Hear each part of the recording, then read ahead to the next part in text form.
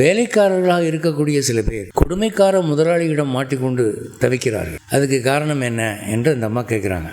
ஒரு 4 பாயிண்ட் சொல்கிறேன். 1, அநியாய கந்து வட்டி வாங்குகிறவர்கள். அடுத்து, நம்பி தந்த பொருளை மோசம் செய்கிறது. அடுத்து, அடகு வைக்கப்பட்ட பொருள் அடகு வைத்தவன் கைக்கு திரும்ப போகக்கூடாது என்று திட்டம் போட்டு வட்டியை கூட்டுவார்கள். அப்புறம் சொத்து மோசம். இப்போ அமெரிக்காவுக்கு இங்கேருந்து போகிறாங்க, சம்பாதிச்சு மாதம் அனுப்புவேன், அந்த பணத்துக்கு நீ என் பேருக்கு ஒரு நிலம் வாங்கி அதில் வீடு கட்டு அப்படின்னு சொல்லிட்டு போவாங்க. அதே மாதிரி போய் பணம் அனுப்புவாங்க. இவரு கரெக்டாக பிளாட் வாங்கிடுவார். யார் பேருக்கு? தாம் பேருக்கு.